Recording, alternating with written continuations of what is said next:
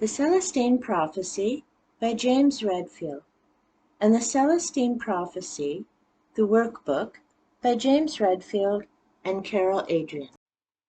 Hello and welcome. You may be wondering, why do I usually have papers or cards flipping around as I'm doing my videos? And the simple answer is, after being an educational assistant for 23 years and doing my best to explain information and material so that my students could be successful in their classes and complete assignments, it's a habit I'm just stuck with. So it will take me a while to kind of get in the swing of things, but I still enjoy having notes in front of me. One, because trying to do a video without having someone in front of you and having that interaction means if you go off on a tangent, then you don't have someone to kind of pull you back and get back on track. So if I have the notes in front of me, then that's my way of making sure that I've covered the points that I wanted to in that video.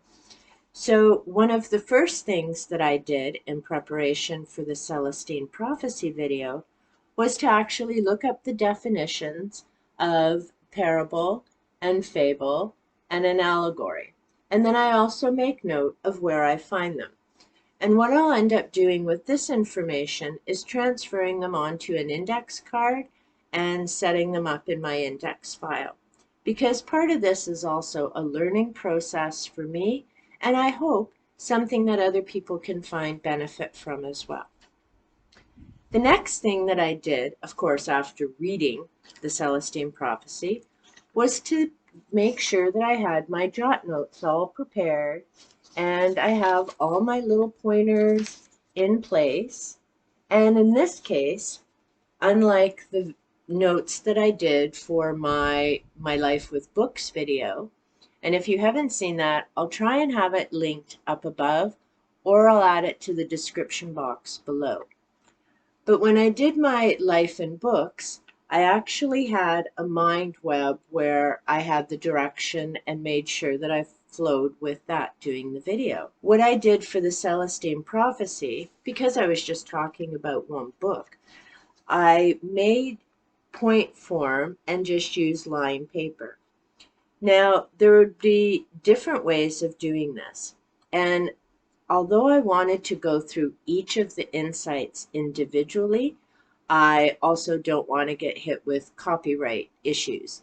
And so since I don't have permission from James Redfield to talk about the 9 insights, what I did was just try and highlight and summarize what the main message was.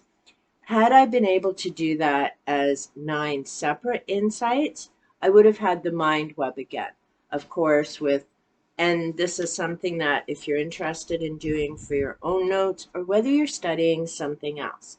Again, what I try to convey through some of this are transferable skills.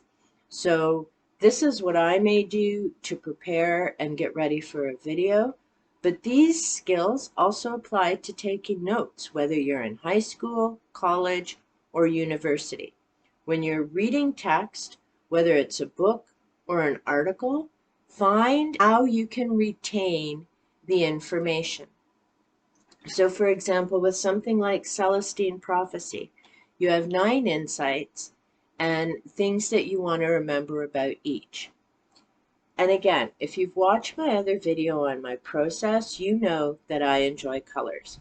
So what I would have done is had the Celestine Prophecy in the middle, because that's my main topic, and I would have had a different box for each of the 9 insights, and then I would have had a different color for each of the 9 boxes, so that when I'm looking at it and thinking, oh yeah, what was insight number 5 again? Or how do I apply that?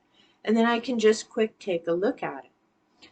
So hopefully some of those tips help, whether, like I said, you're doing notes for your own interest and trying to keep track of your own information, or whether you're taking a course. And again, a course doesn't necessarily mean high school, college, or university. People go to training all the time and upgrade skills and are lifelong learners.